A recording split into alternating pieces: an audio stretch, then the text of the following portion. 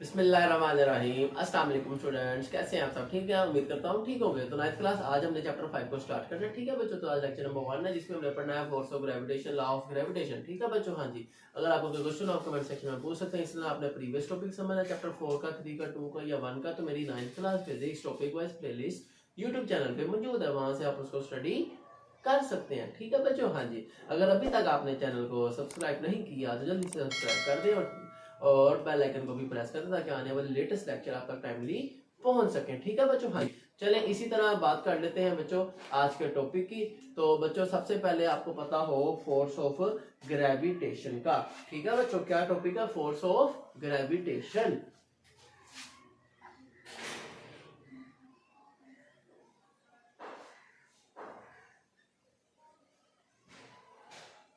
जी तो बेटे, अगर आपको याद हो, आपने कहानी बहुत मशहूर वेल नोन सुनी हुई है न्यूटन की, कि वो क्या था, एक गार्डन में सेब के दरख्त के नीचे बैठा हुआ था। ठीक है बच्चों, इसी तरह तो जब एक एप्पल ट्री से जब फॉल किया, जब सेब गिरा, तो उसने फिर सोचने लग गया। ठीक है ना, कोई और बच्चा होता आपकी तरह होता है, मैं तो हमने चुप उसको धोना था, खा लेना था। ठीक है बच्चों, लेकिन अब वो सोचने लगा कि ऐसा क्यों हुआ कि कोई चीज उसको अपनी तरफ खींच रही है। ठीक है ना, वाई इज इट सो, ऐसा क्यों हुआ? ठीक है ना बच्चों, तो वो सोचने लग गया। सोचते सोचते बच्चों जब वो घर आया तो उसने अंडे उबालने थे। ठीक है ना, हाँ। तो एक उसने बर्तन चूल्हे पे पानी रखा, ठीक है ना, गर्म होने के लिए। तो फिर उसने एक हाथ में घड़ी थी और एक हाथ में अंडे थे, और वो सोच रहा था कि अब मैं कैसा क्यों हुआ, सेब क्यों गिरा है। ठीक है बच्चों, तो उसने क्या किया, उसने घड़ी को पानी में डाल दिया और अंडे हाथ में ही रखे उसने, और वो सोच रहा है कि ऐसा क्यों हुआ, क्यों सेब गिरा। ठीक है ना, क्या वजह हुई, कौन सी चीज उसको खींच रही थी जो नजर नहीं आ रही, इनविजिबल है, कोई ताकत है। ठीक है ना, कोई फोर्स है। ठीक है ना, तो इसी तरह बहुत सारी वो सोचता रहा। तो जब 15 मिनट बाद घड़ी ने अलार्म बजाया कि अंडे उबल गए, तो उसने देखा अंडे तो उसके हाथ में और पानी में क्या है, घड़ी है। तो इस तरह बच्चों क्या हुआ, तो उसको पता नहीं चला, मीन्स कि वो इतना अपने आप में मगन हो गया था, वो इतना सोच रहा था इस बारे में। तो इस तरह उसने ये लॉ बना दिया, लॉ ऑफ ग्रेविटेशन। उससे पहले उसने उसका नाम दिया फोर्स ऑफ ग्रेविटेशन। उसने कहा देयर एग्जिस्ट अ फोर्स, यहाँ पे कोई ऐसी फोर्स एग्जिस्ट करती है जिसकी वजह से वो सेब नीचे गिर गया। ठीक है ना, हाँ। तो इसकी यही डेफिनेशन है, कहता है there exist a force, he concluded that, कौन? न्यूटन भाई साहब ने कंक्लूडेड निकाला, एक रिजल्ट निकाला। उसने क्या कहा कि देयर एग्जिस्ट अ फोर्स। ठीक है ना, हाँ जी। There exist a force due to which, there exist a force, यहाँ पे कोई एक फोर्स एग्जिस्ट करती है, कोई चीज मौजूद है जिसकी वजह से वो सेब गिरा है। ठीक है ना, due to which, due to which, जिसकी वजह से द एवरीबॉडी अट्रैक्ट, हर चीज, जरूरी नहीं कोई एप्पल, हर चीज जमीन की तरफ क्या करती है, फॉल करती है, गिरती है, अट्रैक्ट होती है। ठीक है ना, इसकी क्या वजह है, फोर्स ऑफ ग्रेविटेशन। ठीक है ना, एवरीबॉडी अट्रैक्ट्स, खींची चली जाती है किसकी तरफ, टूवर्ड्स अर्थ, जमीन की तरफ हर चीज खींची चली जाती है। He named this force force of gravitation. ठीक हो गया, ही नेम्ड, उसने नाम दे दिया इस फोर्स को, क्या नाम दिया, फोर्स ऑफ ग्रेविटेशन। तो ये शॉर्ट क्वेश्चन है आपके पास, आपको आना चाहिए। ठीक है बच्चों, उम्मीद है समझ आ गई होगी। ठीक है ना बच्चों, हाँ। चलें अब आगे चलते हैं।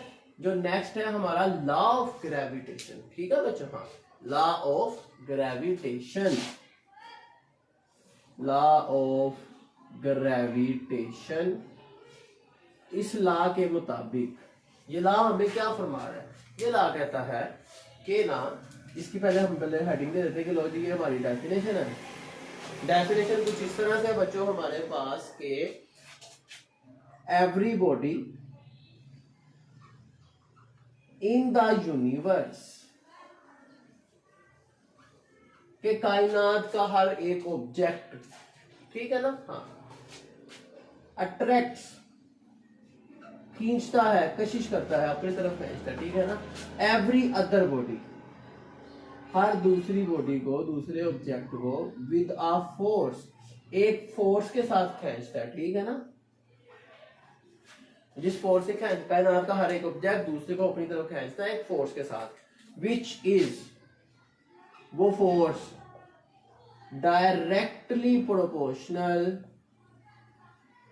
वो फोर्स क्या है जी, डायरेक्टली प्रोपोर्शनल है किसके, to the product of message. Product of message का मतलब क्या है जी, जितना बड़ा ऑब्जेक्ट होगा उतनी फोर्स ऑफ ग्रेविटी ज्यादा होगी। अब देखे ना, जमीन बड़ी है, चांद है छोटा, अब चांद की फोर्स ऑफ ग्रेविटी कम है, आप उस पर खड़े एक पाउंड रखते हैं लग के, फिर आप ऊपर हवा में आ जाते हैं, स्पेस में आ जाते हैं, ठीक है, आप उस पर खड़े नहीं हो पाते क्योंकि उसकी ग्रेविटी बहुत ज्यादा कम है, ठीक है बच्चों। हाँ, अब सूरज की इतनी ज्यादा ग्रेविटी है कि आप उस पर एक कदम भी नहीं उठा सकते, ठीक है ना। हाँ, तो ये फर्क है, सूरज बहुत बड़ा है जमीन की निस्बत, तो यही वजह है, जितना मैस उसका ज्यादा होगा उतनी फोर्स ऑफ ग्रेविटी भी क्या होगी, ज्यादा होगी, ठीक है बच्चों। हाँ, तो अब अभी ये खत्म नहीं हुआ, आगे सुनो, कहता है directly proportional to product of message and inversely proportional, inversely proportional है किसके, to the square of the distance from their centre, के उनके दरमियान जितना फासला ज्यादा होगा उतनी वो फोर्स वीक होगी, ठीक है ना बच्चों। हाँ जी, जैसे आजकल भी ऐसे ही होता है ना कि अगर एक दोस्त दूर चला जाए, नए दोस्त बन गए, ठीक है ना, तो वो क्या हो जाता है, उसका फासला ज्यादा हो गया तो वो उसका वो रास्ता भी कमजोर हो जाता है, इस तरह होता है। लेकिन कुछ अच्छे लोग भी होते हैं, लॉयल होते हैं, ठीक है ना, जितना मर्जी फासले हो उनको फर्क नहीं पड़ता, ठीक है ना बच्चों। हाँ जी, तो बी लॉयल। आगे सुनो, तो बेटे ये होगी डेफिनेशन इसकी लॉ ऑफ ग्रेविटेशन की। अब बेटे बात करते हैं इसकी मैथमेटिकल की, शॉर्ट में आए तो था, मैथमेटिकल भी तो लिखना है ना। हाँ जी, इसका एक मैथमेटिकल है,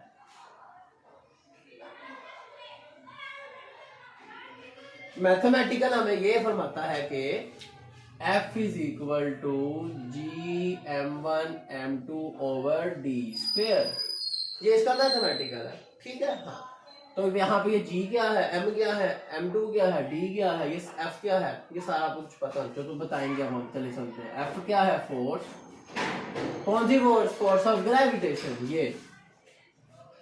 फिर G क्या है, कांस्टेंट ऑफ ग्रेविटेशन, क्या है, कांस्टेंट ऑफ ग्रेविटेशन, ये शॉर्ट में आ जाता है, define constant of gravitation of represented by G, और इसकी एक वैल्यू है, वो है बच्चों 6.673 मल्टीप्लाई 10⁻11।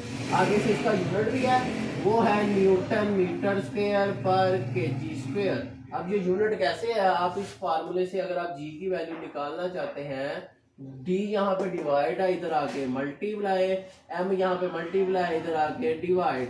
तो बच्चों आपको पता है फोर्स का यूनिट होता है न्यूटन, डिस्टेंस का होता है मीटर, तो स्क्वायर है तो मीटर स्क्वायर, तो ये इसका मैथ का होता है केजी, ये भी केजी स्क्वायर, तो ओवर में आता है इसलिए -2 पर केजी स्क्वायर। उम्मीद है आपको समझ आ गई होगी। तो बेटे ये एमसीक्यूज बोर्ड में आ चुका है।